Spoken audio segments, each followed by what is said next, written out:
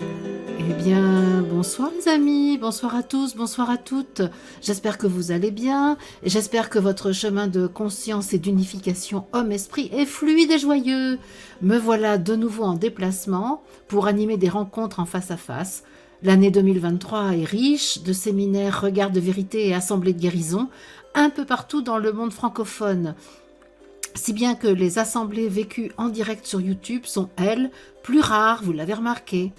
Toutes mes activités sont décrites sur mon site internet Unité Je suis et je vous invite à aller le voir pour consulter le calendrier et connaître les dates et lieux des rencontres que j'anime si cela vous intéresse. J'aime d'ailleurs beaucoup ces moments où nous nous voyons, nous nous parlons, où nos atmosphères se mêlent. Donc profitons-en, tant que nous pouvons nous rencontrer de cette manière, c'est juste génial.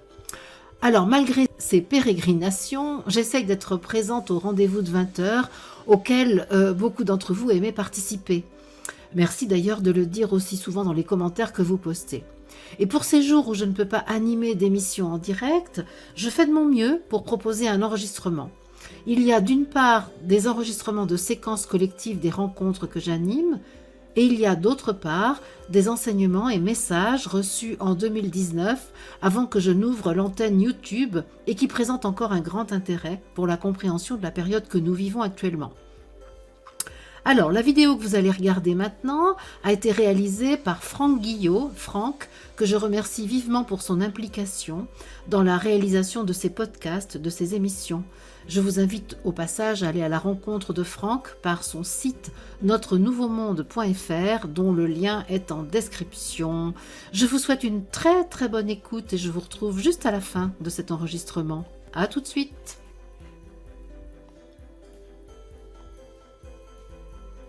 Je vais vous parler un petit peu de mon actualité du moment pour donner peut-être le ton, faire une synthèse aussi de ce que vous avez évoqué.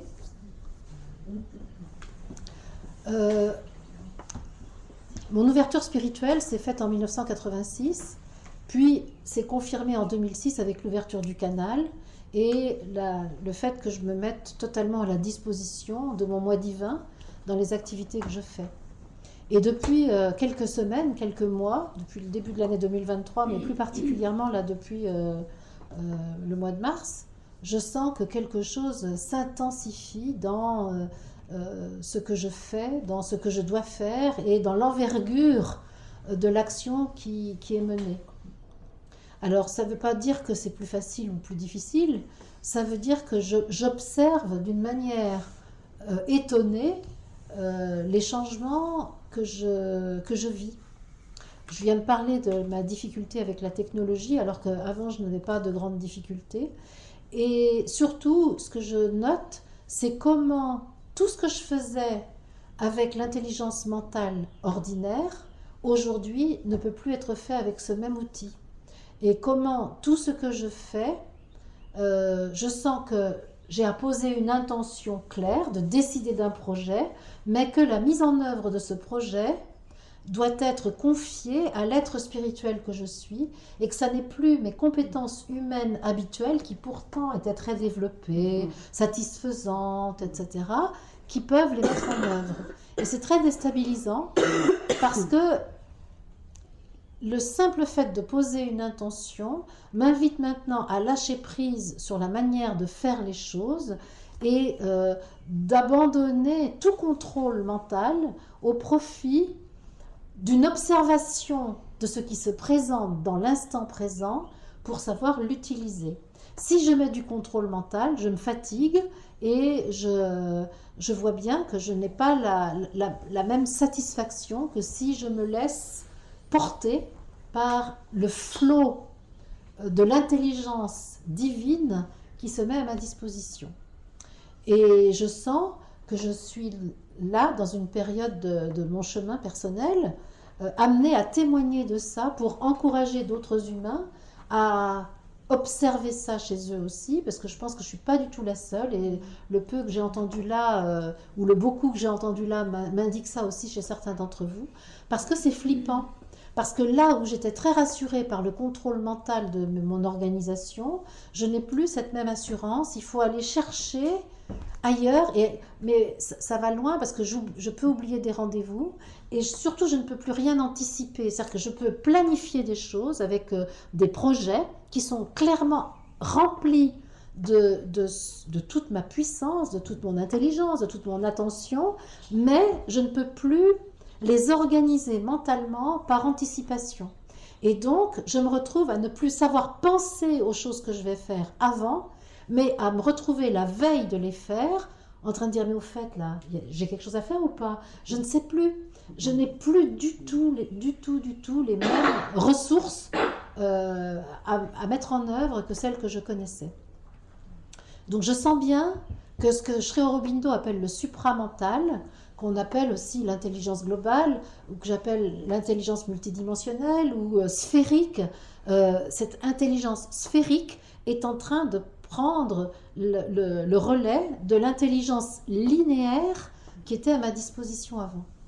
Donc je suis vraiment contente de savoir mettre 3 mots là-dessus, parce qu'il n'y a pas longtemps que je mets 3 mots là-dessus, hein, ce que je viens de dire là, parce que je vois bien que c'est déstabilisant. Ça me demande de lâcher les rails de sécurité de l'autoroute humaine sur laquelle j'ai grandi jusqu'à aujourd'hui et d'aller dans une vie beaucoup plus sphérique. Alors je ne sais pas trop comment le définir autrement que sphérique, parce que ça vient ça part dans toutes les directions et je n'ai pas d'autre moyen que de revenir sans cesse à mon centre. Il y a un centre en moi qui connaît le sens, qui connaît les ressources. Mais ça part dans toutes les directions et ça ne peut plus se mettre devant comme c'était avant, avec un point de mire au loin, mais il faut regarder partout en même temps. Et ça, humainement, je ne sais pas faire. Donc, je ne sais pas si j'arrive à me faire comprendre, mais en tout cas, je sens que c'est quelque chose dont je dois témoigner, parce que plus nous serons nombreux à voir que c'est, je vais dire, quelque chose de collectif, plus ça nous rassurera et moins on cherchera à se raccrocher aux rails de sécurité de l'autoroute humaine. Alors si je le théorise spirituellement, ce que je ressens, c'est que la poussée évolutionniste, la poussée d'évolution que je capte, c'est quelque chose qui m'invite à me hisser au-dessus de ma dualité et à vivre depuis le plan de l'unité qui est superposé à celui de l'unité. Ma vision des choses, c'est qu'on est comme un millefeuille et qu'il y a plusieurs réalités qui sont superposées les unes au-dessus des autres, plusieurs consciences qui sont superposées les unes au-dessus des autres, et il y a la conscience de la dualité, qui est celle de notre formatage humain, enfin du mien en tout cas, et il y a en même temps de plus en plus d'expériences de l'unité, donc de cette perception du monde depuis ce centre multidimensionnel là, que je capte, et ce plan de l'unité en moi m'invite à vivre avec lui plus souvent que sur le plan de la dualité. Et ça, le monde actuel n'est pas encore organisé avec cette réalité de l'unité, est beaucoup plus organisé collectivement avec les repères de la dualité, et donc ça peut faire bugger. Faire la valise, par exemple, c'est clairement une activité de la dualité. Et en même temps, je ne peux pas la faire avec les repères de la dualité. C'est-à-dire, je commence ma valise, puis tout à coup, je vais dans la cuisine, je fais chauffer de l'eau, et puis ensuite, je reviens à la valise, et puis tout à coup, il y a un mail. Je me dis, tiens, il faut faire ce mail. Mais je me dis, mais ta valise? Oui, mais d'accord, après. Enfin, et tout est comme ça. C'est-à-dire, ça part, et mon juge intérieur me dit, t'es complètement dispersée, ma pauvre fille, tu vas perdre toute ton efficacité. C'est pas vrai. En fait, je me rends compte qu'à la fin, j'ai fait la valise, et répondu à mes mails, et fait chauffer ma bouilloire, et que tout a bien marché. Mais par contre, pour l'organisation linéaire, avec une succession et la loi de cause à effet, ça ne marche pas du tout, du tout. Donc c'est toute une nouvelle manière de vivre qui est... comment dire, lâcher prise, je pense, hein, et que je développe une confiance en cette inspiration de la multidimensionnalité au détriment de tout le formatage dont j'ai bénéficié pour arriver à la performance, avec des guillemets à performance, humaine qui a été reconnue jusqu'à maintenant. Donc voilà ce que je peux dire sur mon actualité. Je ne sais pas si... je vois vos visages, ça me fait plaisir. Hein. Je me dis là, je mets des mots sur quelque chose qui est assez couramment vécu. Et je crois je suis tellement contente de ça. Je suis tellement contente. Au fond, évidemment, ça me fait flipper, ça m'insécurise. Et en même temps, ça me sécurise vraiment parce que je sens au plus profond de moi que c'est la voie du monde nouveau.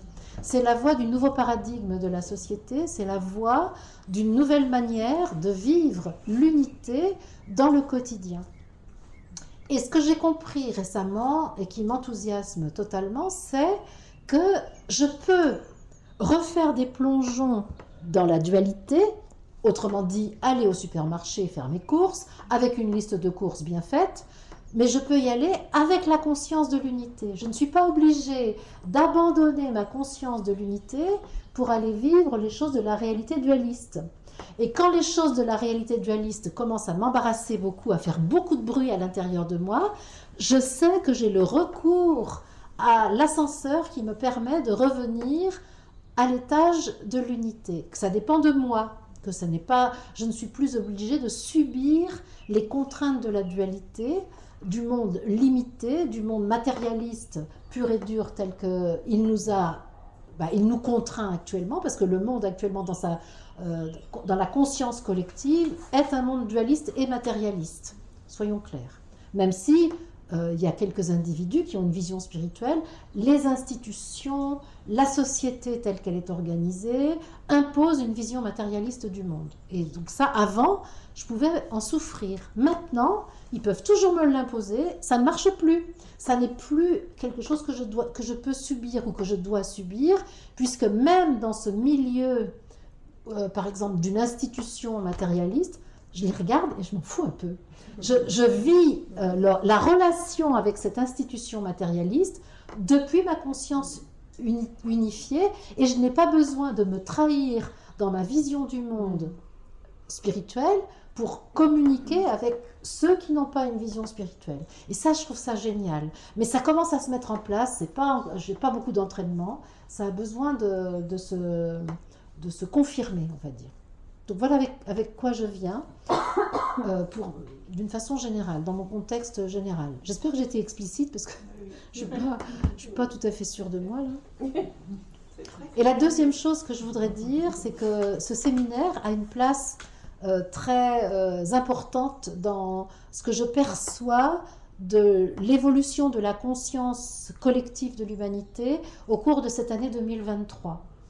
Ce que j'ai perçu au cours de cette année 2023, c'est qu'elle pouvait être une année avec un grand impact sur les sauts de conscience que l'humanité peut faire collectivement. Et donc, ce séminaire se situe entre Pâques et l'Ascension, et plus loin encore, entre Pâques et la Pentecôte. Et ce qui s'est vécu depuis le début de l'année et qui s'est confirmé à Pâques, c'est cette possibilité, me semble-t-il, d'une conversion de la conscience pour un certain nombre de personnes, une conversion volontaire bien sûr, hein, et spontanée, naturelle, je pourrais dire, d'un certain nombre de personnes qui sont invitées à passer d'une vision limitée, dense, obscure du monde, à une vision illimitée, lumineuse et même de l'éternité de la vie. Et il me semble que c'est vraiment en cours, et que chaque échantillon représentatif de l'humanité, comme celui que nous sommes là, contribue très largement à cette possibilité de conversion pour un certain nombre d'humains qui le veulent bien. Et un des axes qui me semble être une proposition faite à tous ceux qui le veulent bien, c'est de devenir des apôtres du Christ. Quand je dis apôtres du Christ, je le dis avec une expression un peu provocante, mais bon, que tout le monde, peut-être, enfin, ceux qui connaissent ce que je transmets sont habitués à ce vocabulaire. Ce que je pourrais le nommer autrement en disant témoin de son je suis. Et la Pentecôte qui vient me semble être une opportunité donnée au collectif humain pour que ceux qui le désirent et qui se sentent motivés par cela, deviennent des témoins de leur je suis, ce qui est l'équivalent de apôtres du Christ, tel que les compagnons de Yeshua ont pu le vivre il y a 2000 ans de cela. Autrement dit, tandis que cette minorité d'humains qui voient la dimension spirituelle de la vie, qui voient la nature spirituelle de la création, était jusqu'à présent pointée du doigt, ridiculisée, accusée d'être dans des sectes, parce que dès qu'il est question d'esprit, il est question de secte, accusés d'être des adeptes de la terre plate, de la je sais pas quoi, enfin plein de choses, tout aussi ridiculisantes les unes que les autres, eh bien ce qui est en train de se passer, c'est que la population ayant faim d'esprit, soif d'esprit, parce qu'il y a soif et faim de sens de la vie, eh bien maintenant, une grande partie de la population a besoin et envie d'entendre une vision, un témoignage de la nature spirituelle du monde, et que nous sommes invités à témoigner de cela. Mais nous sommes invités à le faire sans argumenter,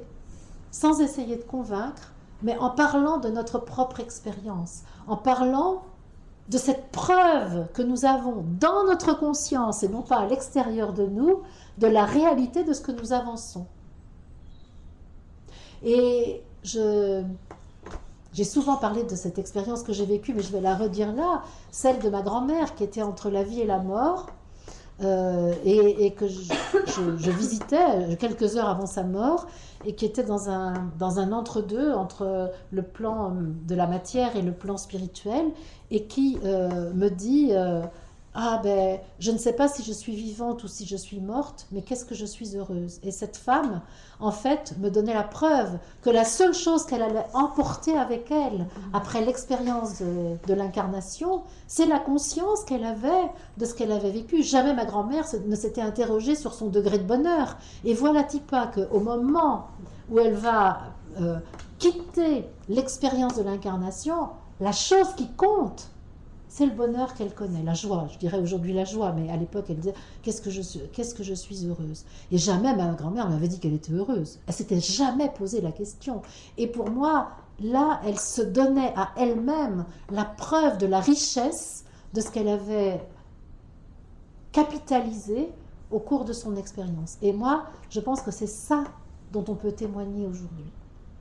Alors par notre expérience tout simplement, et que nous sommes invités à ne jamais douter de la réalité des expériences spirituelles que nous vivons, et notamment des expériences de l'unité en nous, des expériences de l'éternité de notre nature. Et alors la troisième chose que j'ai besoin ou envie de partager, c'est que la grande guérison de l'humanité est devenue possible, devient possible. Et c'est quoi la grande guérison de la maladie de l'humanité? La maladie, c'est l'amnésie. Et donc nous pouvons retrouver la mémoire de ce que nous sommes vraiment, c'est-à-dire faire en sorte, par le maître que nous sommes, qui dit « je », de gérer notre psychisme de telle sorte qu'il ne prenne plus en otage ce corps qui est esprit, et interdise donc au corps de montrer sa nature lumineuse et sa nature éternelle. Et je suis contente de parler en présence de mon complice scientifique qui, lui, évidemment, est aussi persuadé que moi que le corps est lumière, n'est-ce pas? Absolument. Tu notes les mots d'amour.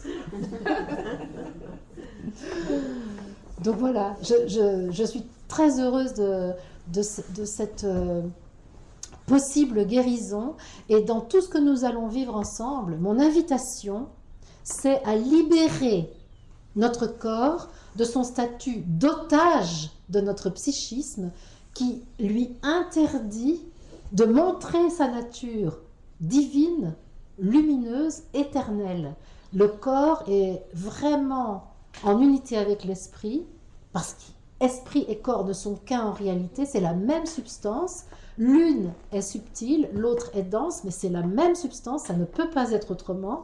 Et c'est notre psychisme et la légende humaine qu'il a construite pour plein de raisons, qui interdit à notre corps de montrer son vrai visage, celui de la lumière qu'il est, que Jésus a montré lors de la transfiguration, qu'il a montré de nouveau lors de la résurrection, qu'il a montré de nouveau lors de l'ascension, et que nous sommes appelés, nous aussi, à manifester. Donc voilà, c'est mon enthousiasme du moment, avec tout ce que je viens de... dans le contexte que je viens donner, où on est dans cette période de déséquilibre qui nous prépare à la Pentecôte qui vient, afin que nous soyons tous équipés pour témoigner de ce que nous sommes et être le maître de notre psychisme, mais un maître aimant. Notre psychisme n'est pas à mettre à la poubelle, il est à adapter au nouveau monde, il est à convertir aussi à la réalité de ce que nous sommes, en le faisant sortir du mensonge dans lequel lui-même est enfermé, un mensonge qui s'est construit parce que nous avons voulu expliquer cette sensation de la séparation entre l'esprit et la matière que nous avons cru, que nous avons inventé. Mais bon, on pourra y revenir, c'est un de mes dadas, bien sûr. Voilà. Qu'est-ce que j'ai d'autre à dire? Que je vois bien comment l'année 2023, pour moi, alors là je parle à titre plus personnel, est une année qui m'a inspirée à remplir mon agenda de rencontres multiples et variées dans tous les coins de la France, ou presque, d'aller même en dehors de la France, puisque bientôt je m'en vais outre-Atlantique. C'est la première fois que je vais au Québec. Et puis après, j'irai outre-Atlantique encore en Guadeloupe. Donc il y a la Suisse, il y a la Belgique, et plein d'endroits où je suis invitée à aller. Et je considère que c'est pour répondre à l'inspiration donnée par la conscience humaine qui a faim, en tout cas de ce que je porte. Je ne suis pas la seule à porter évidemment cette information spirituelle. Ah oui, j'ai encore une chose que je veux dire qui est dans mes obsessions du moment, et après je pense que ce sera la dernière. Actuellement, dans tous ceux qui transmettent de l'information spirituelle, il y a plein de choses passionnantes, et en même temps, il y a plein de choses qui, moi, sont l'objet de mon attention, parce que je tente de détecter toutes les forces qui nous maintiennent dans la dualité. Et il y a actuellement beaucoup de personnes qui transmettent un enseignement spirituel et qui glissent, probablement à leur insu, plein d'invitations à rester dans la dualité. Et peut-être c'est une demande que j'ai à nous faire là, ensemble. Pouvons-nous mettre de la vigilance là-dessus? Parce que c'est très important. Le discours est en général très alléchant, mais dès qu'on est un peu anesthésié, hop, la petite information de la dualité vient se poser, et tout le chemin que nous avons fait vers l'unité peut se trouver arrêté parce que nous avons adhéré à une peur, à un jugement, parce que c'est beaucoup autour de la peur et du jugement que ce maintien dans la dualité se fait. Alors, il se peut que je sois un peu critique vis-à-vis de tout ça, et bien je vais l'assumer. Parce qu'il n'y a pas de raison que je cautionne des choses qui me semblent contraires à la voie de l'unification pour lequel je mets toute ma force, toute ma puissance. Donc, il est possible que j'en parle plusieurs fois parce que je trouve ça très important. Alors, quand même, je vous invite à ne pas être d'accord avec moi si votre ressenti vous dit l'inverse de ce que je dis. Et je vous invite à rester souverain malgré ce que je dis, même si vous n'êtes pas d'accord avec moi. C'est totalement possible de ne pas être d'accord avec moi. Mais il se trouve que là, c'est moi qui anime et je ne vais pas changer mon cadre de référence pour plaire. Autant le dire, je ne vais pas changer mon cadre de référence pour plaire à quelqu'un. Sinon, ce serait trahir tous ceux qui ont choisi de venir parce qu'ils sont d'accord avec mon cadre de référence. Donc, de toute façon, je vais maintenir. Mais, par contre, si vous avez un autre avis sur quelque chose que je dis, de grâce, ne changez pas d'avis parce que vous me croyez. Changez d'avis parce que vous avez une expérience qui vous invite à changer d'avis. Mais c'est important que je le dise. Voilà. Avez-vous des questions sur ce que je viens de dire ou sur des choses que vous voulez savoir sur moi et que je n'ai pas dites? Parce que je suis quand même... J'ai pas trop de jardin secret, comme vous le savez. Hein. Je raconte toute ma vie en permanence. Je n'ai aucune protection. Parce que ma seule protection, c'est ce que je suis de toute éternité qui me donne tout ce dont j'ai besoin pour rester fidèle à moi et avoir le moins d'embûches possible. Mais je veux bien répondre à toutes vos questions si vous en avez. Oui? Oui, moi c'est parfait parce que c'est une des raisons aussi pour lesquelles je suis là. Je ne vais pas détailler maintenant, mais c'était en rapport avec le fait de trouver certaines personnes qui vont dans l'éveil, mais qui le font, entre autres, le truc le plus flagrant, c'est le rapport à l'argent. Et aussi le dénivelé, enfin le piédestal, et puis voilà. Ah oui. Et du coup, juste peut-être une question sur qu'est-ce que tu veux dire quand tu évoques ces exemples-là de... Eh bien, par exemple... Alors déjà, en préalable, je vais te dire, en ce qui me concerne, je ne suis absolument pas réalisée. Mais pas du tout réalisée. Je suis sur le chemin de l'unification. Donc ne comptez pas sur moi pour vous faire des témoignages d'une personne réalisée. Ça, c'est clair. Je ne suis absolument pas finie. Je suis en évolution permanente et j'apprends en faisant le chemin. Donc ça, c'est déjà une première chose, très importante. Et justement... Je suis en désaccord complet avec ceux qui disent qu'il n'y a pas de libre arbitre, parce que pour moi, il y a un libre arbitre, et ça, c'est essentiel. Et je pense que tous ceux qui nous professent l'idée qu'il n'y a pas de libre arbitre sont des personnes qui veulent, à leur insu peut-être, nous déresponsabiliser sur tous les choix que nous faisons. Pour moi, l'absolu, le divin, est perceptible depuis le relatif, depuis l'humain, parce que sinon, on est foutu. Si moi... La petite humaine que je suis l'esprit, par définition, je peux savoir ce qu'est l'esprit, puisque c'est ma nature même. Donc je ne vais pas mettre l'absolu comme quelque chose d'inatteignable. Le personnage qui vit l'expérience contient l'absolu et par définition a accès à l'absolu, puisque c'est ma nature. Donc je ne vais pas séparer. Donc, par exemple, ça. Donc, moi...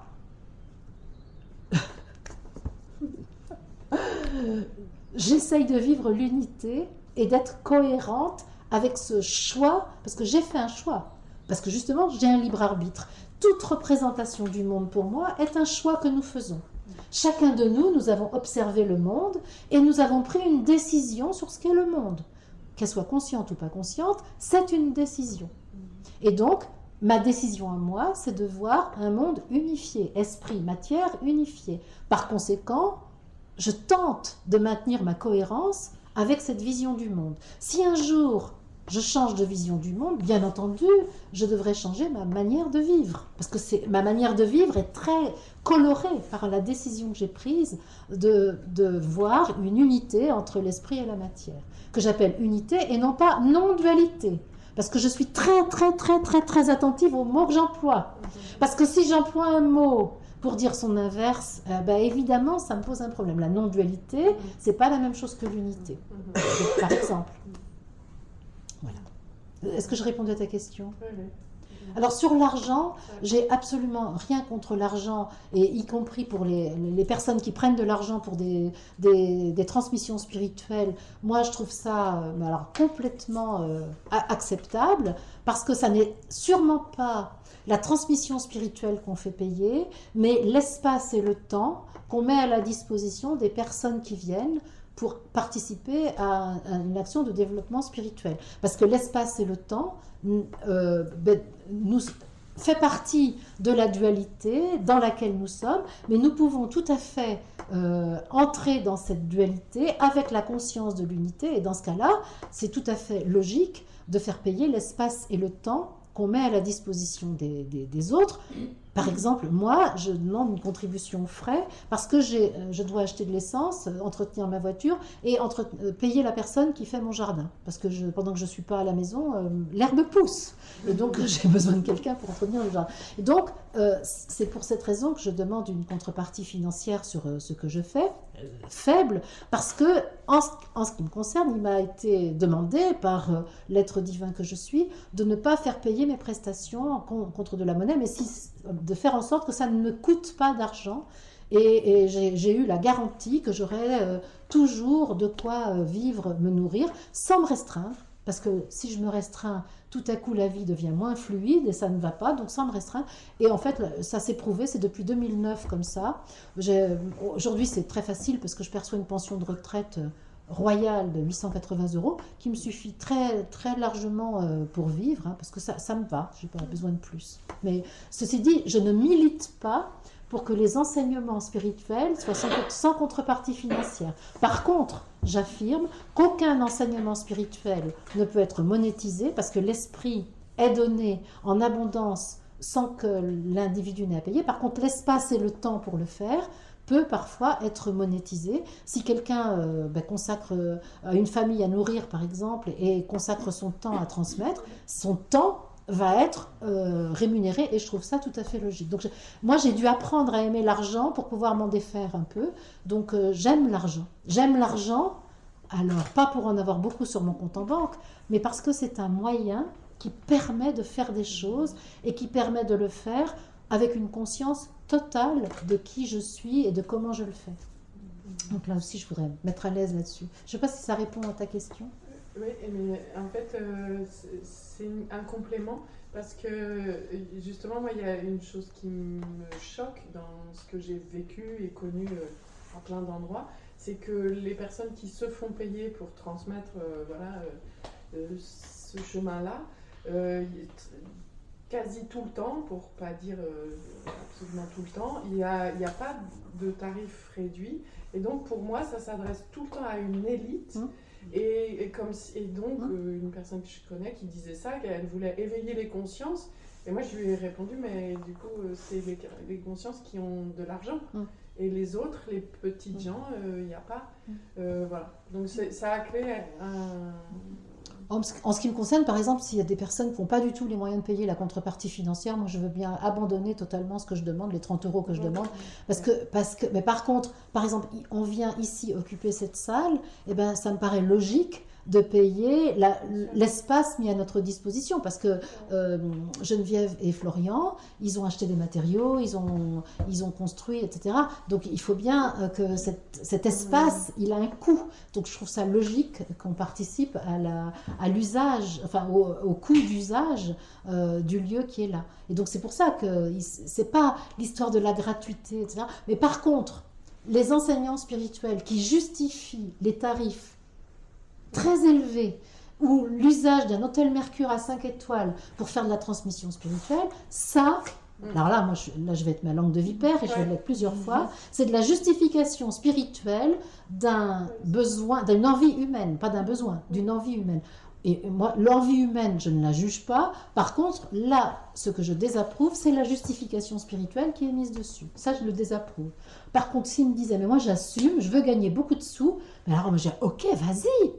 Mais si tu me dis, je ne veux pas gagner beaucoup de sous, mais tu comprends, c'est pour ton bien, parce que ça te fait du bien de payer cher pour ton éveil spirituel, je dis là, attention, c'est du flan. Voilà, c'est ça. Je suis remontée, là, oui. Moi, souvent, je me pose la question, je me dis, dans un monde unifié, d'unité, est-ce que l'argent existe encore? Pas du tout. Alors, attention, on va au bout du bout, là. On parle de l'être unifié où il n'y a plus de polarité. Oui. Il n'y a plus de polarité, il n'y a plus homme-femme, il n'y a plus donner-recevoir. Et ça, c'est un truc pour le mental, c'est pareil, il n'aime pas. Hein. Il n'aime pas du tout. Ça veut dire qu'il y a, alors je vais faire un portrait un peu idyllique du monde unifié, eh bien, tu es un rayon de lumière qui rejoint les autres rayons de lumière. Tu ne reçois ni tu ne donnes, tu rayonnes, l'autre rayonne. Et puis, ça se suffit à soi-même. Mais ça, on peut dire, c'est l'aboutissement de l'unification. Il y aura quelques étapes intermédiaires avant d'y arriver, encore que je n'en sais rien. C'est probablement, je dis ça parce que je manque totalement de foi. Parce qu'après tout, si on était prêt, je peux être certaine que ça peut déjà être là. Mais pour l'instant, vu la conscience collective, là où elle en est, il y a un petit peu de chemin à faire avant d'arriver à ça. Mais il n'y aura plus d'argent, de même qu'il n'y aura pas de sexualité, parce que le donner-recevoir ne peut plus exister. Parce que dans l'unité, je rappelle, il n'y a plus de polarité. Ça, c'est quelque chose. Hein. Là, c'est un peu compliqué. Hein. Il n'y a pas de début, il n'y a pas de fin. Il n'y a pas de nuit, il n'y a pas de jour. En fait. Pardon ? Il faut commencer à l'entendre. C'est ce qu'on fait actuellement. Et dès qu'on est dans un état unifié, on en a l'expérience. Et c'est ça. Et je dirais, puisqu'on en a l'expérience, on en a la preuve. Mais une preuve de conscience, pas une preuve visible par mes 5 sens. Et jusqu'à présent, nous n'admettons comme preuve que ce qui est visible par nos 5 sens. Moi, je milite maintenant, alors militer c'est peut-être beaucoup dire, mais en tout cas je transmets maintenant que la seule preuve n'est pas celle que nos 5 sens perçoivent, parce que par définition elle est éphémère, et que la seule preuve valable, c'est celle qui est perçue par notre conscience. Alors là, attention, c'est une révolution quand je vous dis ça. Mais du coup, moi, ça fait résonance sur. Mais du coup, alors, s'il y a plus, si on est dans cet état unifié, où il n'y a plus de matière, enfin, il n'y a plus d'argent, il n'y a plus de sexualité, à quoi bon un corps ? Eh ben, c'est un corps qui n'est pas dense. Et donc, ça ne sert à rien d'avoir un corps. C'est pas ça. Ce corps-là, au contraire, ce corps-là est très utile parce que c'est le laboratoire avec lequel on va faire l'expérience de la dualité pour aller vers l'unité. Et donc ce corps-là, se libérer du corps. On ne va pas se libérer, on va le transformer. C'est ça que je... Voilà. Les électrons, mais c'est les électrons. C'est sur les électrons, d'accord, ok. Moi j'aurais une question. Julien, j'ai peur quand tu es là. j'ai peur d'avoir la fessée à la sortie. C'est-à-dire que pour moi, quand Jésus transfigure, c'est ce qu'il fait. Il gère ses électrons. Si je le traduis en langage moderne, Jésus est capable à un moment de donner à ses électrons la consigne de s'organiser autrement au point qu'ils deviennent des photons et qu'il devient corps de lumière. Mais il part de là. C'est ce que dit Sri Aurobindo le dit aussi. Oui. Mais le truc, c'est que... Voilà, enfin, c'est un truc... Pour moi, ça n'est jamais une réponse satisfaisante parce que... Mais pourquoi est-ce qu'il faut qu'on ait un corps ? Mais parce qu'on l'a décidé comme ça. Eh bien, c'est ça. Mais pourquoi ? Mais pourquoi ? Parce qu'on a voulu faire l'expérience de la densité, au point de s'identifier à la densité pour oublier que nous étions des êtres divins et décider. Alors c'est ça, c'est la décision. C'est pour ça que si on n'a pas de libre arbitre, moi, ma vision du monde ne tient pas. Donc pourquoi ? C'est parce que l'enfant prodigue, à un moment, il comprend que tout ce qui est du monde de la dualité, de la jouissance, de la densité, en fait est vain, et que la seule chose qui l'anime, c'est ce que ma grand-mère voit à la fin de sa vie, c'est cette joie d'être elle, quelle que soit la forme de son corps, quelle que soit la situation dans laquelle elle est. C'est vraiment pour ça que nous sommes là. En fait, nous nous sommes incarnés pour ce moment de la décision que nous allons prendre là, de nous reconnaître divins, avec un corps si on en a envie, ou sans corps si on en a envie, parce que c'est pure information. Oui, mais ouais. En fait, je suis au bord de comprendre enfin pourquoi on est sur Terre. Génial. Je ne suis pas très loin, mais je n'ai pas encore la réponse complète. Et moi, ça m'enthousiasme. Tu vois, je te transfuse. Je te le transfuse, là. Moi, ce qui m'enthousiasme, c'est qu'on ait pris ce risque totalement inouï d'aller dans la fosse à purin, de s'étouffer. D'être enfermé. Absolument. On a pris ce risque absolument inouï, d'être étouffé là-dedans, parce qu'on s'est dit, mais ça va être tellement bête comme expérience, tellement inintéressant, qu'on va se dire, mais non, je reviens à ce que je suis de toute éternité. Mais on le fait en ayant eu la récolte de l'expérience vécue. C'est-à-dire, Adam et Ève, ils étaient obligés d'être divins. Ils l'étaient. Ils étaient obligés, ils n'avaient pas le choix. Et donc, ils se sont donné la pensée et le libre arbitre qui vont avec, et la dualité. C'est les trois choses. La pensée comme reflet de l'esprit qui allait permettre d'avoir une alternative à l'esprit. C'est ça. Parce que tant qu'ils avaient que l'esprit, ils étaient obligés d'être divins. Donc, à un moment, ils se sont dit « Ah, super, pour faire l'expérience d'autre chose que le divin, il me faut un outil qui ressemble au divin, mais qui ne l'est pas, la pensée. » Et grâce à ça, on va aller dans une expérience qui va être non subtile, donc dense, et qui va être de la dualité, parce que c'est effectivement il y a autre chose que le un. Et donc voilà, c'est toute l'incarnation de l'humanité avec la pensée comme reflet de l'esprit. Je réfléchis.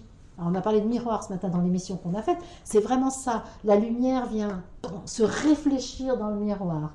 C'est ça. Et donc là, tout à coup, c'est pas la vraie lumière, c'est le reflet de la lumière, c'est la pensée qui va me permettre d'organiser ma vie autrement que par la seule inspiration de ma divinité.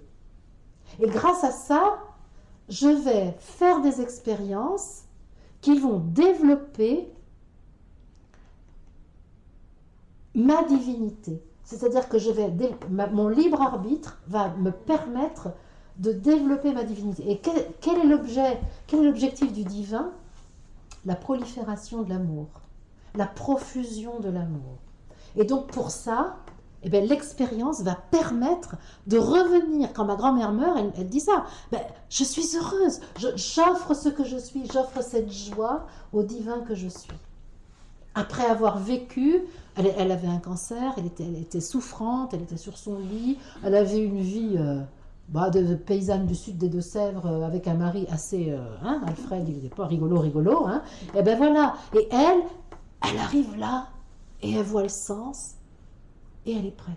Et elle offre ça. Donc elle fait grandir le divin par la joie qu'elle ressent au moment où elle choisit de se reconnaître dans sa divinité. Tandis que si elle était restée... C'est vraiment la parabole de l'enfant prodigue. Et je rappelle bien prodigue, pas prodige, là, pour la personne qui croyait que je m'étais trompée de mot. Prodigue. Celui qui a dilapidé les biens, en effet, et qui revient parce qu'il se rend compte que c'est pas intéressant. Son frère, lui, est resté à la maison, mais il n'a rien produit. Il est sympa, il a été divin, il a fait comme le père, mais il n'a rien apporté, puisqu'il a fait de la photocopie de ce qu'a fait le père. Donc, il a fait à l'identique, c'est ok, c'est déjà génial. Mais il n'a pas fait grandir les choses. Tandis que pourquoi le père tue le veau gras quand l'enfant prodigue revient? C'est parce qu'il est enrichi de l'expérience du fils qui a décidé de revenir. Moi, je trouve ça tellement enthousiasmant. Est-ce que tu vois le sens là? Tu commences? Très bien. Ah! Et je voudrais juste, si je peux me permettre, partager le flash que j'ai eu quand j'ai vu ton... En fait, c'est que j'ai senti que mon cœur, quand il s'ouvre, ça me fait affreusement mal. D'accord. En fait, quand il s'ouvre, j'ai l'impression que c'est comme un voile qui se déchire. Et j'ai des larmes, on dit des larmes de joie, moi c'est plutôt, ça fait mal. Douleur. C'est plutôt douloureux. Et et je me suis dit que voilà, c'était ici que j'allais pouvoir... Eh bien, c'est très intéressant, parce que moi j'ai longtemps cru que mon corps ne pouvait pas supporter la présence de l'esprit en lui. Et que c'est pour ça que j'avais mal, par exemple, quand des expériences spirituelles survenaient. L'année dernière, il y a un an, j'ai compris que ce n'était pas ça du tout. C'est le psychisme qui ne supporte pas que l'esprit se mette au premier plan de mon système et qui interdit à mon corps de s'ouvrir quand il demande à s'ouvrir. Et c'est pas du tout le corps qui est problématique, c'est le psychisme qui veut me laisser dans une vision limitée et étriquée et qui dit au corps: ah non, tu vas pas te dilater, tu vas pas t'ouvrir, tu vas pas devenir photon. Et donc la bonne nouvelle, c'est que le corps, il est génialement intelligent, il n'a pas besoin d'être changé, il a juste besoin d'être libéré de l'emprise du psychisme qui lui interdit de se manifester en esprit. Donc c'est pas ton corps qui est problématique, c'est ton psychisme qui pète de trouille de lâcher le contrôle du système que nous avons à gérer ici dans cette incarnation. Ça, c'est l'objectif de nos 3 jours. Hein. C'est de libérer le corps de sa situation d'otage de notre psychisme. Alors un psychisme qui est génial, parce il est magnifique, parce qu'il fallait ce psychisme limité pour pouvoir un jour prendre cette fameuse décision qui booste le divin. C'est notre décision de revenir vers le divin, qui est un ferment pour le divin, qui est qui fait proliférer l'amour et qui est l'objectif de l'incarnation. Je suis tellement heureuse d'annoncer ça, moi. C'est vrai, oui. Est-ce qu'on peut dire du coup qu'il fallait quasiment un nom divin pour que le divin veuille dire quelque chose? Alors, il ne peut rien y avoir de non divin, mais par contre, notre perception est non. Nous percevons du non divin, mais c'est faux, Oui. c'est là où nous nous trompons, c'est pour ça qu'il y a un mensonge, mais effectivement, notre vécu, c'est que c'est du non divin. C'est-à-dire que s'il n'y avait que le divin et pas de référentiel qui soit autre chose, ça Eh ben, ne c'est veut rien dire. C'est ça. C'est ça. Ça peut être Adam et Ève au paradis Voilà. étaient Donc, il fallait- divins par nature, il n'y avait pas d'altérité, Voilà. il n'y avait pas d'altérité, donc il n'y avait pas de conscience. Oui. En fait, il n'y avait pas de... La première étape de la dualité, c'est la conscience. Vous vous rendez compte? Première étape de la dualité, c'est la conscience humaine. Oui, donc il y a une certaine logique en fait. Mais c'est pour ça... Ah, attention, moi j'adore la logique. C'est pour ça que j'aime bien la rigueur scientifique. C'est que la vision spirituelle impose une rigueur et une logique à toute épreuve. Et j'aime bien.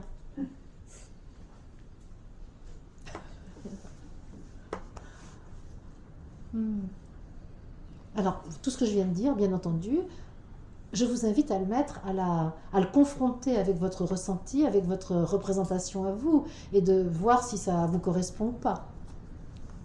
Vous n'êtes pas obligé d'être en accord avec ma vision des choses. D'autres questions? Moi, depuis quelques semaines, j'ai beaucoup, pour moi, plongé dans ce qui était la polarité féminine. Parce que toute ma construction s'est faite plutôt sur une polarité dite masculine, un mental qui fonctionne très bien, donc des études, des fonctionnements dans la société telle qu'on la connaît. Et du coup, j'ai essayé de comprendre pourquoi la polarité féminine, l'ouverture, la réceptivité, l'intuition, elle était chez moi, je ne vais pas dire qu'elle était absente parce que c'est pas vrai, je suis intuitive, mais en tout cas atrophiée. Pas dans l'équilibre, on va dire ça comme ça. Et donc toute ma quête depuis plusieurs années de revenir à cet équilibre. Et il me semble que c'est assez vrai finalement chez beaucoup, chez pratiquement tout le monde, mais chez les femmes aussi en fait, d'avoir cette polarité féminine plutôt blessée, en tout cas pas là où elle devrait être. Et est-ce que pour aller dans l'unité, il n'y a pas déjà cette première étape qui est une forme de guérison, en tout cas de refaire venir à l'équilibre cette polarité féminine, et puis la masculine qui est blessée aussi, parce qu'elle est allée beaucoup trop dans le matériel, dans le contrôle, dans le mental, dans le transhumanisme. Donc elle est blessée aussi, et donc revenir déjà dans cette première étape à cet équilibre pour que alors il y ait une forme de danse, c'est comme ça que je le vois, de danse ou d'unité qui soit possible. C'est tout à fait possible, parce que nos chemins sont tous singuliers, et il est possible que pour un certain nombre d'entre nous, il y ait cette nécessité de développer une polarité plutôt qu'une autre, qui a été atrophiée par exemple, ou l'autre ayant été hypertrophiée. Oui, ça nous occupera pendant tout le temps où nous allons mûrir l'autorisation de vivre l'unité. Parce que, en fait, ce que j'ai aussi capté l'année dernière, c'est qu'à un moment, le chemin horizontal qui consiste à guérir des blessures, à améliorer notre équilibre, à être plus clair, à être moins malade, etc. Ce chemin-là, il n'a jamais de fin. Et il nous fait croire que nous devrons encore attendre un peu avant d'accéder à l'unité. Ça, c'est notre diable. Parce qu'en réalité, si demain, il y a un effet de seuil qui fait qu'on est prêt collectivement à monter une marche vers l'unité, que tu aies fini ton rééquilibrage féminin-masculin ou pas, tu l'iras. Et ça, c'est génial. Mais par contre, ça nous occupe en attendant, on peut dire. Donc c'est pas mal, parce que tant qu'à faire, autant s'occuper de soi, mettre de la conscience, et puis mettre de la souveraineté sur nous. Ça nous occupe, c'est pas mal. C'est pas mal. Autant s'occuper à ça plutôt qu'à jouer aux cartes alors que ça nous regarder TF1. Ou pire, BFM. Hier matin, j'ai regardé BFM TV. C'était extraordinaire. J'étais dans un hôtel.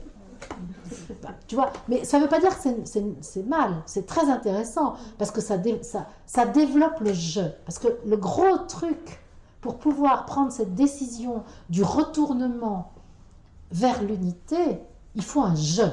Et ça, là encore, beaucoup de mouvements spirituels nient totalement que nous avons un jeu, c'est-à-dire un souverain en nous-mêmes qui est apte à prendre des décisions et qui est responsable de cette manifestation de l'esprit sur la terre que nous sommes. Et donc ce jeu, ça sert à ça en fait, le rééquilibrage des polarités, les guérisons, l'écoute de la satisfaction de nos besoins psychiques, etc. Ça sert à muscler le jeu. Mais même une grosse aide que nous avons eue pour muscler le jeu, c'est la crise sanitaire la fausse crise sanitaire qui a été organisée. Ça, il n'y a pas plus belle inspiration du monde spirituel que celle-là, évidemment traduite de façon catastrophique par les humains qui mènent les institutions, mais là, on a quand même eu le paroxysme de l'invitation à inhiber le jeu dans la population. Moi-même, je me suis fait 2 fois des autorisations pour aller au supermarché, pour sortir de chez moi. Enfin là, Marie-Odile, elle avait perdu la tête quand même.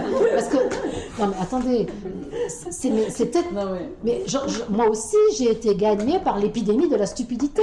Parce que franchement, attendez là les amis, on est quand même allé loin. Alors, et c'est quoi derrière ça? C'est le diable, quand je dis le diable, c'est la force en nous qui s'oppose à l'unification et qui veut maintenir la division, tente d'inhiber totalement notre jeu, c'est-à-dire de faire en sorte que nous soyons un mouton dans le troupeau ou que nous soyons le berger, parce que c'est pareil, c'est la même énergie, mouton-berger, c'est la même chose, donc de temps en temps on prend le pouvoir, d'autres moments, mais le pouvoir n'est pas mieux, parce qu'il n'est pas dans un pouvoir de souveraineté, il est dans un pouvoir de domination visant à se rassurer sur notre valeur. Donc c'est pas du tout un jeu. Donc le jeu est attaqué de toutes parts pour ne pas exister, pour ne pas être mobilisé. Dans cette époque où justement la période nous invite à dire « je », à l'assumer, et dire un « je » dans la puissance de ce que nous sommes, pas dans le pouvoir pris sur autrui, mais dans l'affirmation de l'être spirituel que nous sommes. Donc le jeu unifié n'aurait pas fait d'attestation. Ah ben le jeu rempli de je suis, donc le jeu en unité avec je suis, il ne fait pas d'attestation.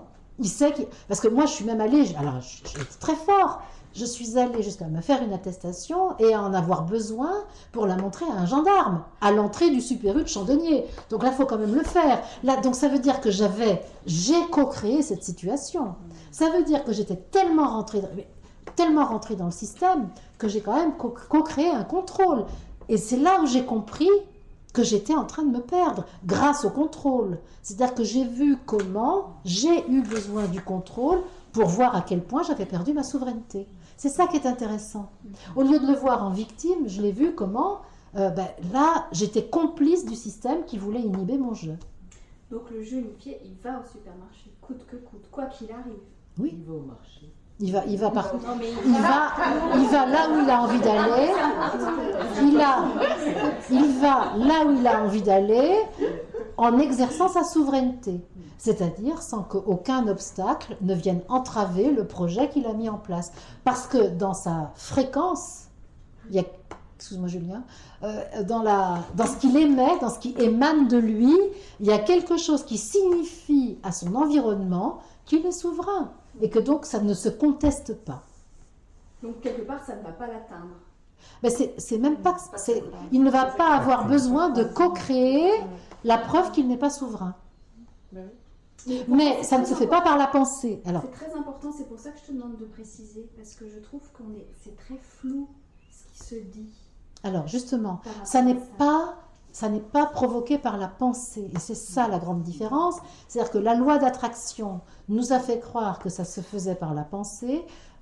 J'émets l'hypothèse que ça n'est pas la pensée, que c'est l'information qui émane de mon système général qui est ce qui permet de ne pas co-créer des situations qui sont restrictives par rapport à ma souveraineté. Je ne dis pas que je sais toujours faire. Oui, non, mais c'était pas ma question. Ma question, c'était de dire, voilà, dans une situation d'unité, Ouais. comment ça se passe? Voilà. Alors, je te parle dans l'absolu. Hein. Si vraiment je réalise l'unité, je suis, je mets en œuvre tout ce que j'ai l'intention de mettre en œuvre et tout se met en place sur mon chemin pour la réalisation fluide et parfaite de mon intention. Et je ne transige pas avec la souveraineté. J'ai un exemple assez gros là-dessus. Quand j'ai eu le début de mon cancer, la première chose c'était juste les vaccins pour le traitement. Et en fait, j'ai eu le Covid, début des vaccins, donc premier passe sanitaire. Dispensé pendant 6 mois? Pendant 4 mois. Et 10 jours avant les fins des 4 mois, de retour le Covid. Waouh! Et je savais que je ne voulais pas les faire de toute façon, et c'était hors de question. Mais oui, ça s'était mis en place, mais parce qu'intérieurement, je pense qu'il est... Voilà, il y avait une cohérence. Voilà. C'est pour ça que je parle de regarder la pureté de nos intentions et aller débusquer les intentions cachées qui parfois contreviennent à notre décision. Et c'est ça notre problème. C'est parce que dans notre formatage humain, il reste des peurs, il reste des croyances limitantes qui viennent entraver le projet que nous portons. Et c'est ça qu'on va mettre ensemble. Parce que soyons humbles, admettons que nous avons encore des intentions contraires à notre intention principale. D'ailleurs, c'est étonnant que c'était un coronavirus en fait. Bah oui, la couronne. Hein. La couronne. Mais tout était vraiment incroyablement... C'est un coronavirus, quoi. La couronne du souverain. Absolument. C'est bien écrit. Absolument. Et moi, j'avais vu plus ce côté je m'autorise. Tu vois, c'est moi. Oui. Je m'autorise à sortir. Oui, mais en même temps, moi, quand j'ai fait l'autorisation, je m'autorise, mais pour rendre compte aux gendarmes. Oui, c'est ça. Ah oui, moi pas. Ah oui, là, en l'occurrence, moi, ça s'est posé. Ouais. Et donc, moi, je sais bien comment je l'ai fait. Je l'ai fait en quelqu'un qui avait peur. Je l'ai fait avec ma peur. Puisque j'avais peur du gendarme, j'ai tellement eu peur du gendarme que je l'ai rencontré. C'est logique. J'aimerais revenir sur la question des preuves. Oui. J'aime bien les preuves. T'aimes bien les preuves? Ma psyché. T'as entendu ce que tu as dit? Ah, wow. Ah ben oui, c'est pour ça. Ça me va bien. Et ben voilà, c'est exactement ça. Puisque j'aime bien les preuves, eh ben j'en ai. Ah oui, je suis certain.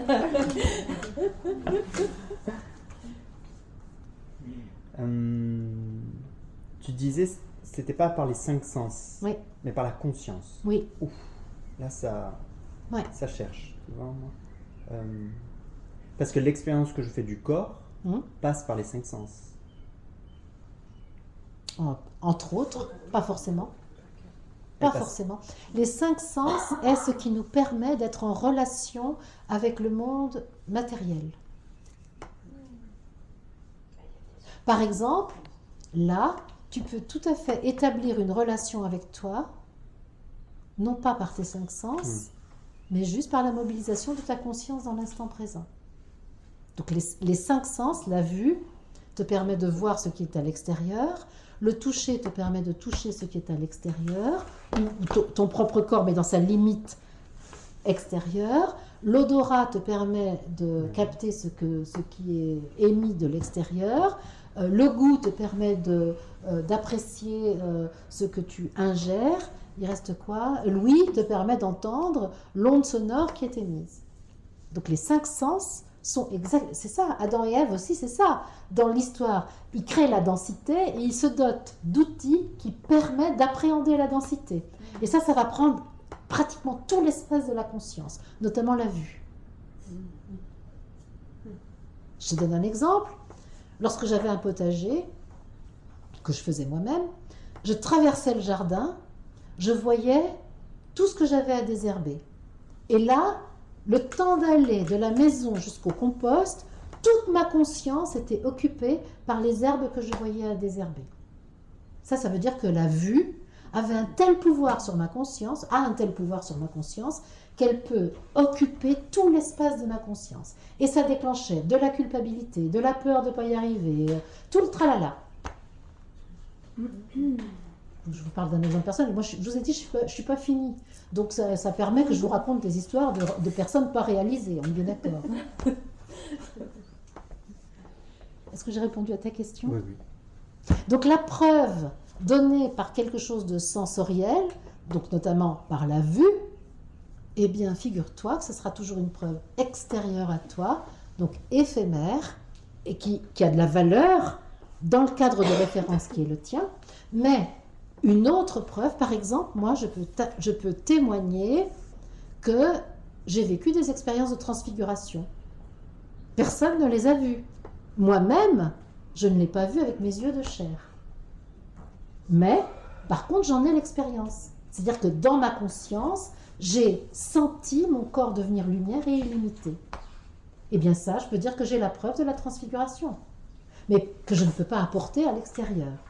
Ce qui est intéressant avec cette affaire, c'est que quand Jésus fait l'expérience de la transfiguration au mont Tabor, il emmène avec lui 3 apôtres seulement, Jacques, Jean et Pierre.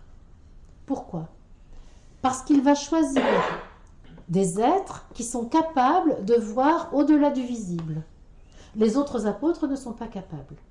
Donc, il choisit en fait un niveau de conscience capable d'aborder une relation avec le réel qui va au-delà du visible. Et en plus de ça, pour pouvoir faire son expérience, se manifeste à ses côtés Élie et Moïse. C'est-à-dire qu'il faut qu'il appelle, on peut dire, une information du plan subtil, d'une fréquence plus élevée, pour pouvoir faire cette expérience. Mais le commun des mortels n'aurait jamais pu apporter la preuve de la transfiguration. Parce que la conscience qu'ils avaient de l'observation, issue de l'observation de la scène, ne permettait pas de le voir. Ils auraient probablement vu Jésus encore dans son corps dense. C'est ce qui se passe pour la résurrection. Quand il apparaît, il n'y a que Marie-Madeleine qui le reconnaît, et encore pas au début, elle croit que c'est le jardinier, parce qu'elle voit une forme dense. Puis tout à coup, son niveau de conscience s'élève, et elle dit « Rabouni ». Ah ouais, elle le reconnaît. Elle l'amène avec les apôtres. Ah, ils n'en reviennent pas, ils ne le croient pas, parce qu'eux, ils sont habitués à voir autre chose. Et donc, il doit densifier. Il faut qu'avec son potentiomètre, là, il densifie ses électrons pour pouvoir apparaître, pour que Thomas ait la preuve que c'est bien lui. Mais c'est lui qui décide. Et il dit surtout, ne me touchez pas, là, j'ai pas fini le processus. Pas tout à fait fini le truc. Je sais pas, moi ça me donne chaud tout ça. Parce que j'avais froid toute la matinée. Est-ce que j'ai répondu à ta question, Florian? Très clair. Génial, je suis contente. Ça me fait penser, excuse-moi, ça me fait penser un peu à, je ne sais pas si vous avez vu ce film, Johnny s'en va en guerre, c'est un vieux film en noir et blanc. Je voulais dire ça à Florian. Pardon. Parce que dans ce film, je ne sais pas si tu l'as vu, Julie. Non. Florian, oui, voilà. Dans ce film, c'est un soldat qui revient et qui n'a plus du tout de... En fait, il est pratiquement plus qu'un tronc. Et en fait, il a plus de sens, en fait, parce que son visage a été arraché, mais il est vivant, hein, il est vivant. Mais son visage a été arraché, il ne peut plus parler parce qu'il a une mâchoire en moins, il ne peut plus parler, il ne peut plus entendre. Et malgré tout, enfin, tout le film, c'est la voix off.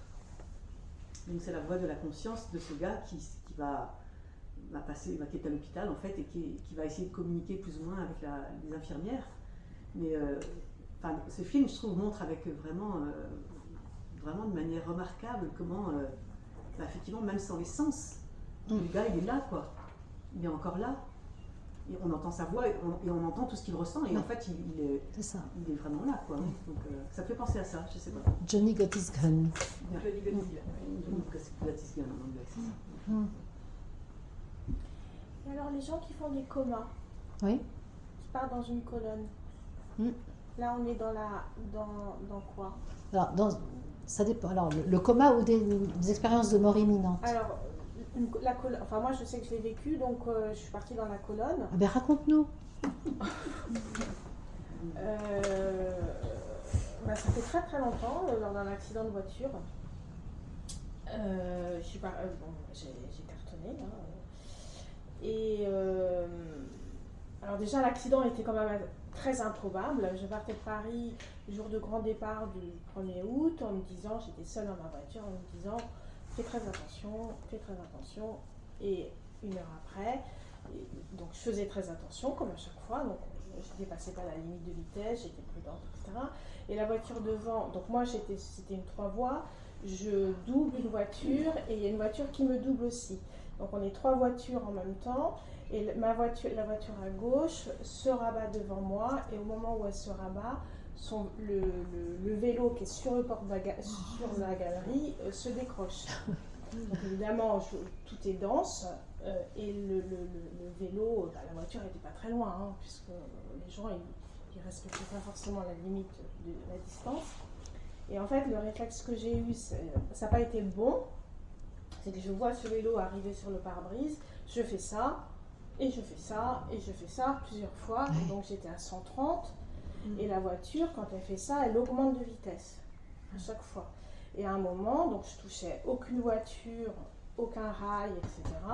Et à un moment, je me dis, la voiture est devenue folle, il faut que je la stoppe. Et le seul moyen pour arrêter ce véhicule dans lequel je suis, c'est prendre le fossé. Et donc je manquille le fossé qui était très puissant, très profond. Et là, la voiture, elle continue en fait, parce que c'était vraiment violent. Et donc, c'était tellement violent que la roue avant gauche était au niveau de l'autoradio et que le coffre était ouvert, que les valises étaient à 100 mètres et que tout était exposé à l'intérieur. C'était vraiment un très gros choc. Et je sors de là. Alors, donc, l'airbag s'est déclenché. Et là, je me dis, ok, sors vite parce que... c'est là où je suis montée dans la colonne. Mais ça a été très très rapide. Je suis montée et il y a une colonne lumineuse et je montais tranquillement. Et il y a une main énorme qui rentre dans cette colonne et qui fait... Reviens sur terre, t'as encore des choses à faire. Et c'était une main d'homme et là, je me sors du coma. Une masculine, en tout cas. Ouais. Et là, une force masculine. Sors vite. Si la voiture prend feu ou explose, il faut vraiment... donc, je décroche. Voilà. Et je suis sortie. J'ai monté à 4 pattes le fossé. Et en fait, j'avais rien. J'avais un ongle de cassé. J'avais rien. Un ongle, toute ma tête. Derrière, c'était un médecin qui s'est arrêté, qui était complètement affolé. Je lui ai dit, on se calme. Tu l'as rassuré. Je lui ai dit, on se calme. La borne, j'avais déjà vu la borne d'urgence, elle est à 50 mètres. Vous appelez les urgences, tout va bien, j'ai ma colonne. Et j'étais toujours dans ma colonne, j'ai ma colonne. Et il a pensé que c'était ta colonne vertébrale. Moi, je pensais, en fait, je disais non. Et donc, voilà, je suis partie à l'hôpital et après, voilà. Et j'ai pas osé dire que j'étais montée parce que sur le coup, j'ai pas compris. Quelle est ta compréhension à toi? Parce que ce qui compte, c'est ta compréhension. Alors, au-delà de la mienne. Ma compréhension, ça a été bon. Hormis que j'ai été très, très perturbée de cette situation-là, parce que j'en ai parlé à personne. Donc je l'ai gardé pour moi parce que je me suis dit, on va me dire que je suis folle. C'était en quelle année? Ça remonte à 24 ans. C'est une époque, c'est début des années 2000, enfin fin des années 90. Ouais, c'est ça. Les expériences de mort imminente et tout ça sont moins connues qu'aujourd'hui. Ouais. Et je me suis dit, on va me prendre pour une folle, donc je dis rien à personne. Donc j'ai lu après ce que c'était, mais j'ai gardé ça en silence. J'ai rien dit au médecin évidemment parce que c'est pas possible. Et comment j'ai compris? Tout simplement que c'était pas le moment de partir. Voilà, et qu'on m'avait préservé en me gardant tout le corps.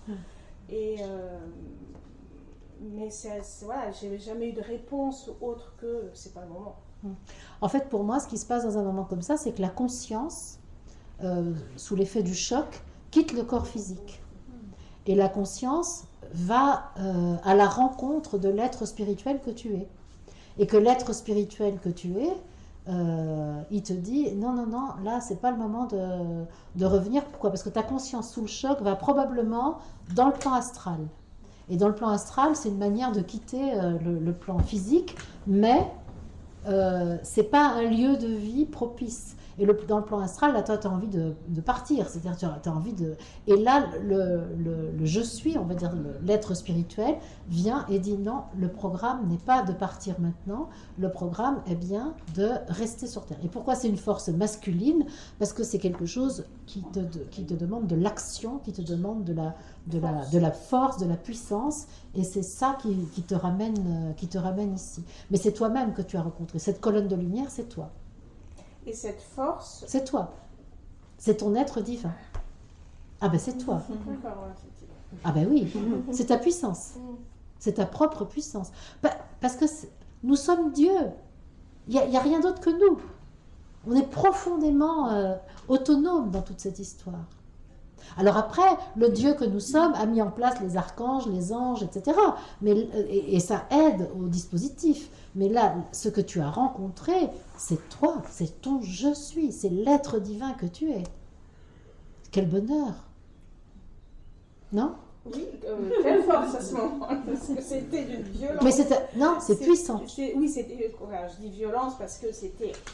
Voilà. C'est puissant, tu n'as pas le choix. J'avais pas le choix. Alors c'est là où c'est intéressant, parce que il faudrait regarder ce qui s'est passé dans ta vie juste avant, etc. Mais probablement qu'on pourrait trouver des événements où ta motivation à continuer l'existence était peut-être affaiblie, par exemple. Et même si c'était pas conscientisé. Mais tu vois, peut-être qu'il y avait... voilà, un moment où tu te dis, punaise, repartons d'où nous venons. Même si c'est pas dit justement, mais ça agit en souterrain, donc ça crée l'accident, parce que ça crée l'accident, parce qu'il faut quand même le faire, hein, d'aller chercher le vélo de la voiture d'à côté. Oui, mais ça, c'est là où on voit qu'on est encore en train d'hésiter à admettre les miracles, alors qu'on admet parfaitement qu'il faut mobiliser des forces absolument incroyables pour que détacher le vélo de la voiture de devant, qui te double comme il faut, qui se projette sur toi, que toi tu aies le réflexe de faire exactement ce qu'il ne faut pas faire. Ça, c'est exactement du miracle. C'est-à-dire, c'est les forces de l'esprit qui se mettent en place au premier plan de ta vie. Ça s'appelle un miracle. Et le miracle complémentaire, c'est effectivement la rencontre avec l'être divin qui te dit, cocotte, c'est pas le moment. Là, t'en chies actuellement dans ta vie, mais reprends-toi, je vais t'aider, regarde la puissance que je suis, je vais t'aider, et on va remettre tout ça d'aplomb parce que moi j'ai besoin que tu continues l'expérience que j'ai créée avec toi. Je suis à créer un ambassadeur pour le représenter sur la terre. L'ambassadeur dit, oh non, ça me plaît pas ma mission d'ambassadeur, ce pays-là il est à chier, je m'en vais. Et là le créateur de l'expérience il dit, ah, pas question, j'ai encore besoin que tu me représentes sur la terre.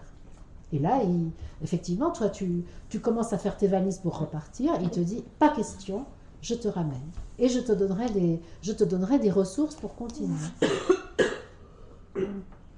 C'est magnifique de voir ta puissance. Parce que ce que tu peux voir, c'est quelle puissance tu contiens. Cette main que tu vois, c'est exactement celle que tu contiens en toi et qui a cette puissance pour te permettre de continuer à vivre l'existence. C'est pas beau ça? Bah si, c'est assez émouvant, oui. Parce que c'est ça, quand on nous raconte dans les expériences de mort imminente la rencontre avec l'être de lumière, c'est pas un messie qui vient nous chercher, c'est nous-mêmes qui venons à notre rencontre pour justement organiser la suite des événements, dans un sens ou dans l'autre. Merci de ce témoignage. Bah merci pour l'éclairement, l'éclairage, voilà, bravo, l'information. Parce que quand je suis rentrée dans le fossé, les gendarmes m'ont dit que j'étais à 180. C'était d'une violence. Parce que la voiture, en fait, elle prend de la vitesse à chaque fois. C'est comme une bassine pleine d'eau. En fait, c'est vrai ça, Julien? Je sais pas. et donc, vu l'état de la voiture, les gendarmes... Elle s'est emballée, en fait. Elle s'est emballée, et puis tout était filmé sur l'autoroute, et ils m'ont dit, vous étiez à 180 quand vous êtes rentré dans le... C'est pour ça que c'était violent. C'était... Okay. Et là, ça... Ouais. Bah ça, c'est important parce que là, tu es en train de valider, alors de te donner la preuve. C'est vraiment ça. Et tu vois, ça, c'est parce que ça se fait dans ta conscience, corporellement. Tu es en train de valider la rencontre que tu as connue avec ton moi divin. Donc, tu es en train de valider ton expérience de l'unité. Pour moi, c'est ça. Quand je te vois, c'est ça. Et je vois le feu de l'esprit qui tombe sur toi. Ah ben c'est clair. Oui, je vois la langue de feu de l'Esprit Saint qui descend sur toi. C'est clair. Parce que tout à coup, ton psychisme est obligé de voir ce qu'il avait refusé d'admettre. Et c'est ça. Et à ce moment-là, quand le psychisme s'ouvre à la réalité spirituelle, la conscience s'élargit, se hisse, et l'esprit qui attendait d'avoir sa petite fente là pour rentrer à l'intérieur de nous, eh ben, il envahit tout et c'est juste génial. Et le corps peut être réparé de plein de choses. Merci. Parce que quand tu le fais pour toi, tu le fais pour nous tous. Merci à vous. Je vais arrêter là, on va faire une pause si vous le voulez bien, il est 5h moins 10. Merci d'être là. Avant de poursuivre nos travaux, il y a quelque chose que j'ai oublié de dire et qui me semble important, et qui, je le dis parce que ça fait suite aux questions que certains d'entre vous ont posées au moment du moment de détente, là. Ai-je enregistré et est-ce que ce que j'ai dit sera réécoutable? Absolument. Donc j'ai enregistré et donc je vais proposer à Franck de faire un podcast de ça qui sera diffusé dans quelques semaines si Franck a le temps de le faire. Et donc oui, ce sera absolument disponible pour être réécouté. Mais toutefois, je vais pondérer mon invitation à réécouter éventuellement par le fait que ce que je constate aussi aujourd'hui, et ça fait déjà plusieurs mois que je l'ai vu pour moi-même, c'est que alors qu'avant, sur mon chemin de conscience, j'avais besoin de noter régulièrement mes prises de conscience et de manifester les étapes de la nouvelle conscience à laquelle je parvenais.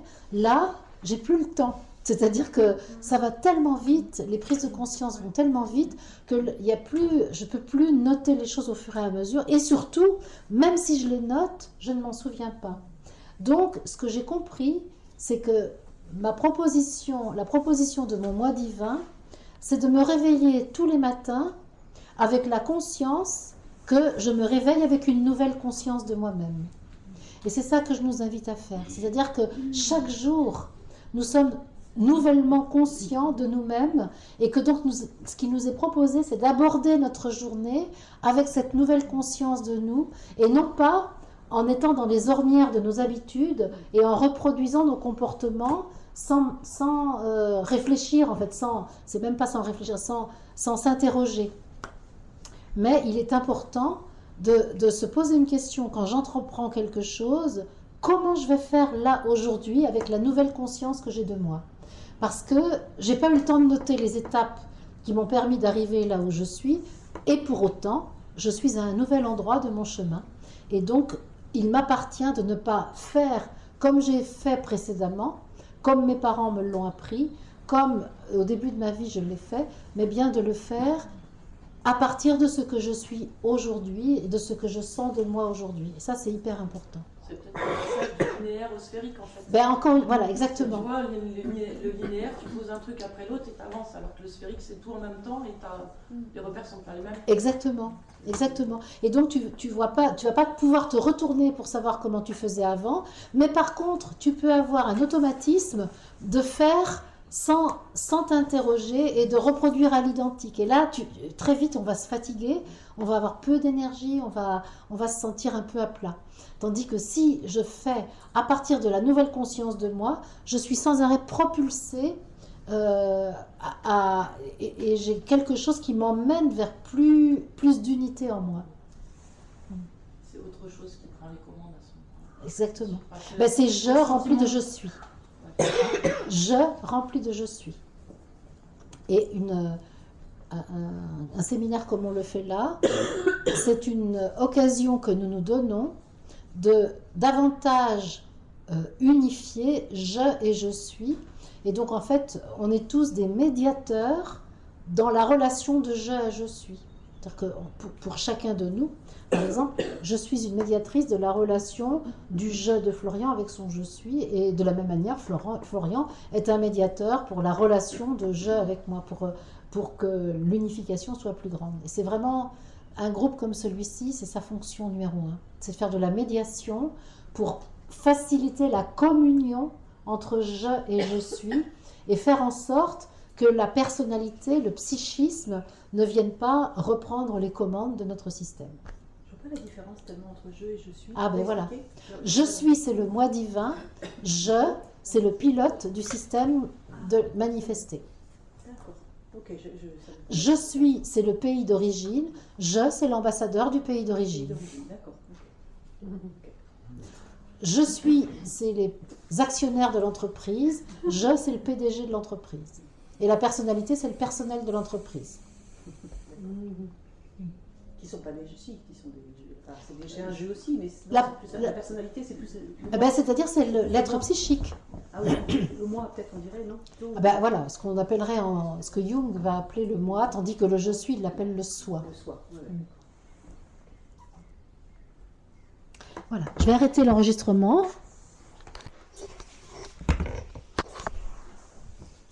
Donc, je vous propose d'être dans l'instant présent, de mobiliser notre attention sur nous-mêmes, en écoutant ce qui se passe dans le corps, ici et maintenant, sans interpréter quoi que ce soit, mais en observant tout simplement ce qui est présent. Le corps et l'esprit ne sont qu'un, et lorsque nous écoutons, nous observons ce qui se passe dans le corps, nous écoutons et nous observons « je suis ». Et de cette manière,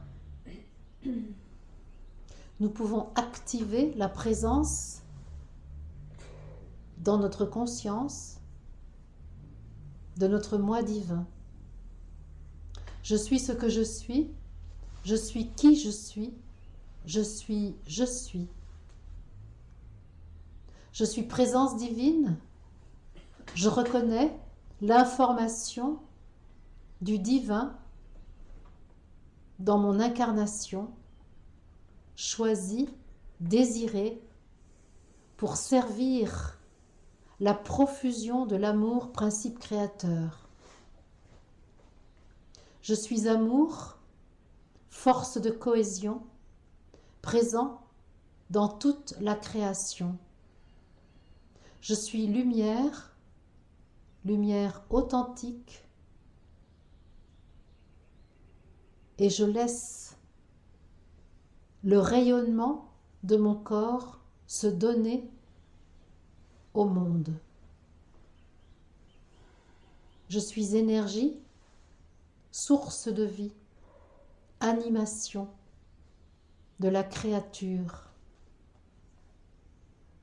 qui manifeste le Créateur. Je suis vibration et je laisse cette vibration agir dans mon environnement. Et je nage dans le mouvement de la vie en offrant en permanence ce que je suis.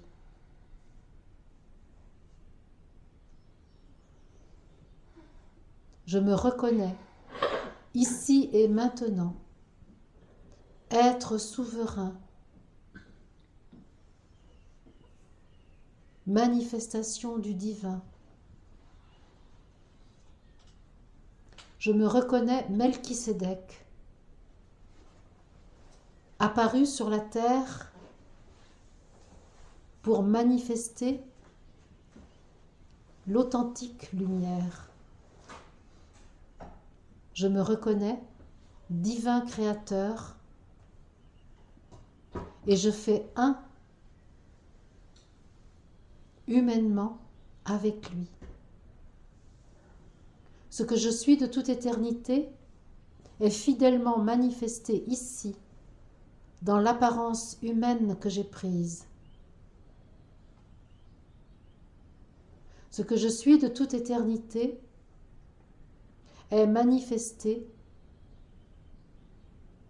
dans le corps de chair dont je a la responsabilité.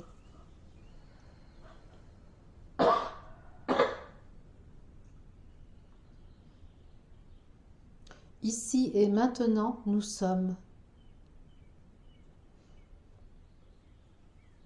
Ici et maintenant, nous émettons l'information de l'être divin que nous sommes. Ici et maintenant, nous nous reconnaissons maîtres de notre existence.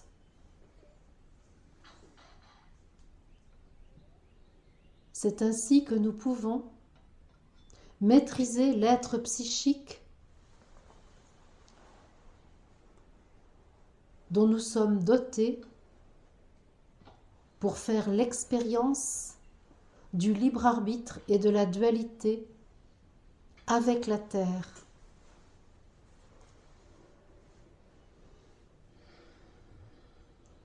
Nous pouvons ici accueillir l'information de l'esprit qui vient stimuler la conscience élevée que nous avons de nous-mêmes.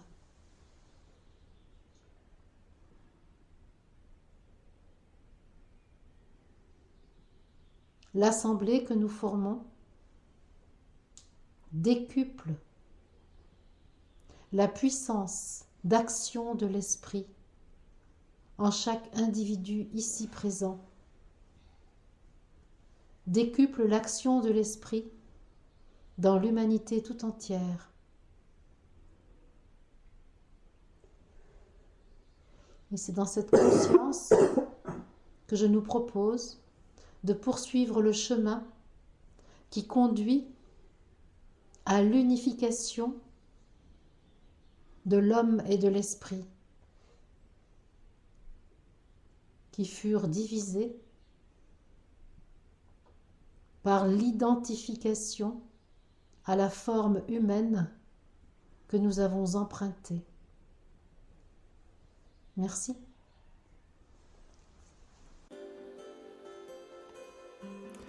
Merci les amis d'avoir écouté cet enregistrement et merci d'avoir rayonné votre lumière pour qu'elle rejoigne celle des autres guides guérisseurs de l'humanité. Merci à Franck Guillot d'avoir fait le magicien qui transforme une bande-son en vidéo diffusable sur YouTube. Vous pouvez d'ailleurs retrouver Franck sur son site internet notre-nouveau-monde.fr dont le lien est en description. Et moi, je vous retrouve très bientôt en direct ou en différé et je vous souhaite une magnifique fin de journée. Bye les amis.